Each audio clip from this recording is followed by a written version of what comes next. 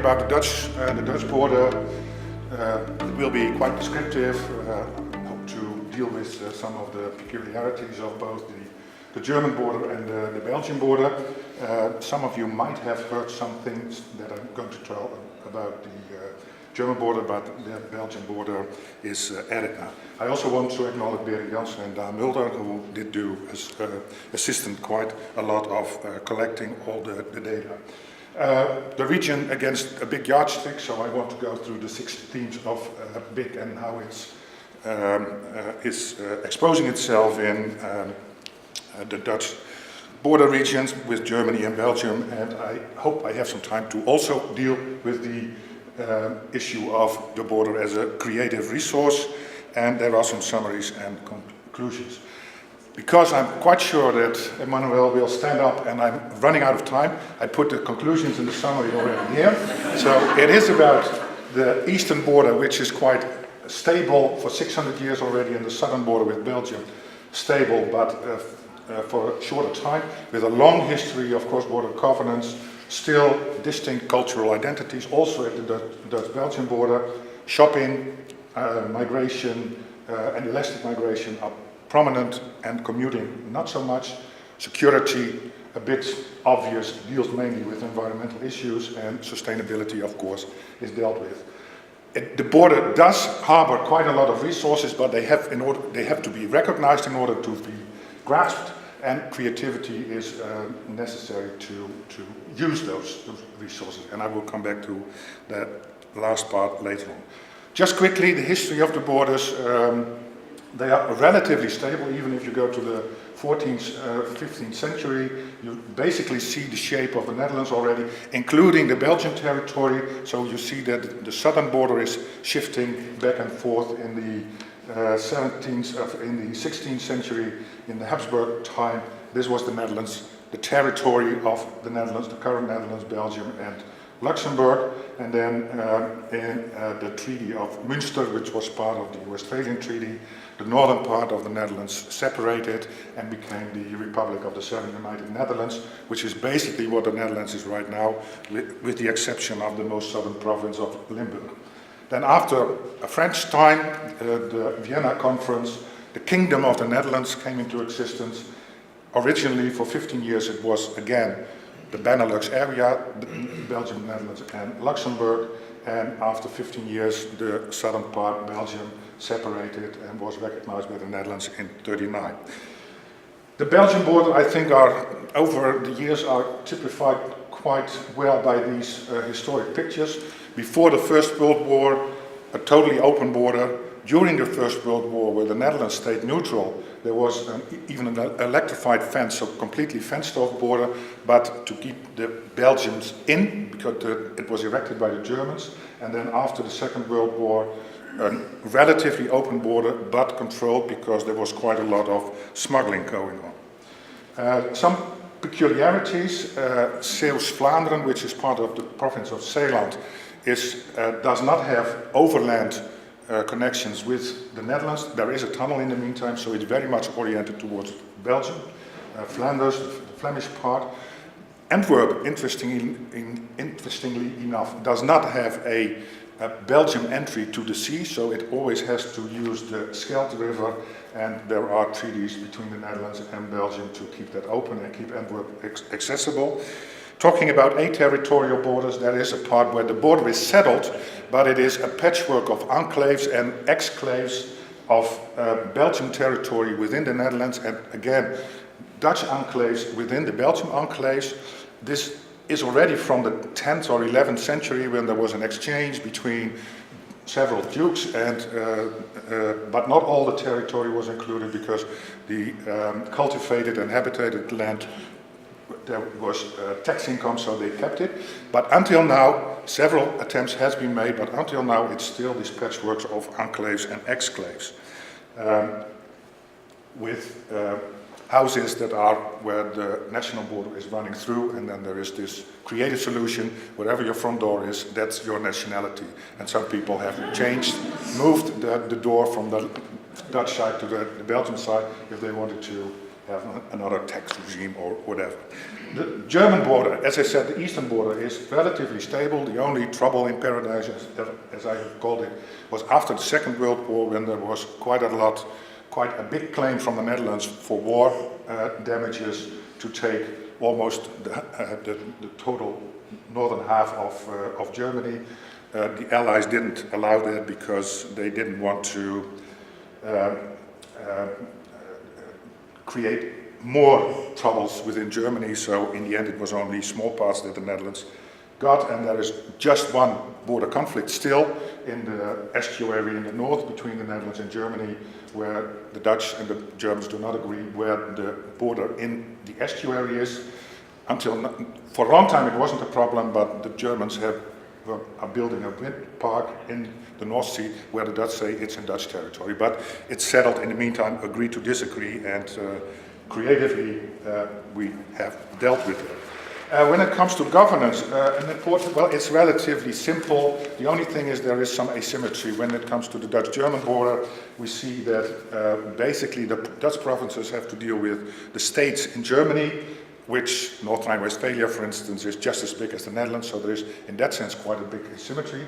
And between Belgium and the Netherlands, on the local and lower regional level, there are municipalities and provinces that are quite similar, but Belgium having, in between the national and the provincial level, the communities and the regions, which are quite powerful and also dealing with cross-border and cross-border relations, so that also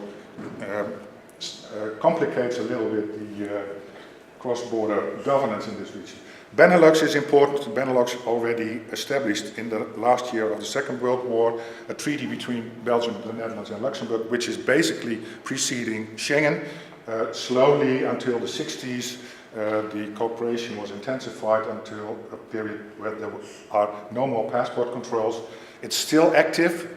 We have the European Union. I think last year, the treaty is renewed every 10 years, and just last year there was even increased a treaty on police cooperation. And then, of course, it's part of Schengen, so it's now called inner borders. By the way, in the Benelux time, basically the Dutch eastern border was the outer border of Belgium as well, so it's comparable with Schengen. So if we look at cross-border governance right now, then we are basically dealing with an uncontrolled border, but within the context of Interreg, which is important, of course, when you talk about the European Union, especially because one of the major goals of Interreg is bringing citizens together, fostering regional development, social cohesion, so there's quite a lot of money for cross-border development. The rest I will skip. If we come to culture, cultural understanding is a major issue in the Interreg program, but culturally the border also between the Netherlands and Belgium does still exist, certainly when it comes to stereotypes. And just to keep it on the light side, if you look at the Dutch and the Germans, then Germany as the bigger one, there is a minority inferiority complex in the Netherlands. This is in 1988 when the Dutch became European soccer champions. There was a big banner over the highway when the Germans entered, and now you are driving in the country of the European champion. The other way around, this picture probably you know it. To the Germans, the Dutch are relatively indifferent, and they are a small and very peculiar country. When it comes to the Dutch Belgium, or better to say Dutch Flanders differences, there is a common language, but it disguises quite a bit of cultural differences. This is a graph made by Geert Hofstede, mapping the different cultural differences on an organizational level. It's criticized because it is a national average, and of course within the border regions they converge to a certain extent, but I think two or three interesting things are that the power distance, that is where hierarchy is accepted, the power distance is much larger in Belgium than in the Netherlands. Masculinity, surprisingly enough, when a masculine society, according to Hofstede, is much more geared towards success, where a more feminine society is much more geared towards well-being. So there is this difference between Belgium, the Flanders, is a Belgian figure, and the Dutch. And there is the uncertainty avoidance index, which is important in cross-border cooperation, of course. In how far are you willing to take risks? And that's much more on the Dutch side than on the Flanders side. The Flemish people want to organize things and have it settled before signing, and on the Dutch side it's more, well, let's go and see how things develop. Stereotypes, Flanders, Belgium smaller than the Netherlands, so like the Dutch and the Germans, there's a little bit the same with the Belgians. There are the famous, infamous Belgian jokes, and on the other hand, the Dutch are arrogant and stingy, so if a Dutchie did not trick you, he forgot to do so. And again, soccer, important. Last year, the Dutch did not participate in the World Cup, so the World Cup starts, so soccer is an ongoing thing. Flows.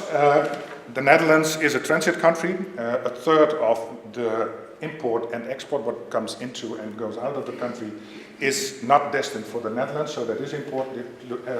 Looking at the graph, road, railways and waterways.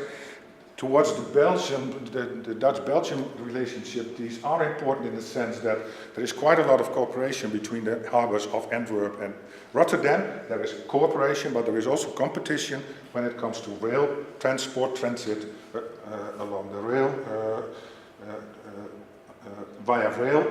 The Dutch have built a new freight railway line, the Betuwe line, the Black line on the top, and on the Belgian side they wanted to then, as kind of a competition, reinstate the Iron Rhine that already existed, but that went partly across Dutch territory when the province of Limburg became part of the Netherlands. And in the treaty then already at the end of the 19th century, it was arranged that the Belgians always would have right of overpass for that railway, but now it's the line was ignored for quite a time. It runs through a natural reserve, and that gives a lot of problem right now for in the cooperation between the Netherlands and Belgium. On a regional level, there is cross-border shopping, commuting and living. Just very quickly, skip this one. Shopping, yes, but it's only 3 to 5% cross-border, so in that sense you could say that is the margin of profitability, but it is relatively low based on differences in availability, quality, price, etc. Commuting, 5%, it's estimated that it's only at 5% of what it would be if there would not be a border, and also if you look at it, it's a majority of nationals living on the other side of the border moving back, so it's really at a low level. In between working and living, I think this is an interesting graph in the sense that if you look at the second set, Dutch in the Belgian border, this is not only commuting, but there are quite a lot of Dutch living and working in Belgium, what they call the Neder-Belgen, the Dutch Belgians, that totally moved there. That's not happening on the Dutch side. There we have, on the Dutch-German side, there we have elastic migration in the sense that people only move there and they work and live almost completely in the Netherlands. Security, sustainability, it's not really a regional, cross-border regional thing, it's derived from the national and European issues. I thought there was something, yeah, it's mainly following national and EU law. Maybe most interesting is that there recently still is temporary border controls, doing it via cameras, etc., so it's not physical control. But even at the Dutch-Belgian border, there are border controls again. Creativity, 1 minute. It exposes itself in 3 ways. First of all, creativity, there is use of the possibilities. As I said, shopping, commuting, and living across the border. There is also creativity in policies. If you look at how can we foster this cross-border cooperation, so you have to be creative in your policy to make people aware of the possibilities on the other side. And then a third form of creativity, I think, that we can distinguish is creative responses to creative use in a positive sense shopkeepers do advertisements in the Netherlands when they recognize that Dutch people were going across the border to do this shopping. But on the other hand, also criminals are quite creative and having these ram raids. There is quite a lot of creativity there to conquer this negative creative use of the possibilities of the border. So the border does harbor resources, but they have to be recognized. If not, people have to be, and institutions and organizations have to be nudged a little bit, maybe in a creative sense, using the possibilities, having possibilities to making creative policies to overcome the borders, and creative responses to both positive and negative creative uses. And that is, thank you.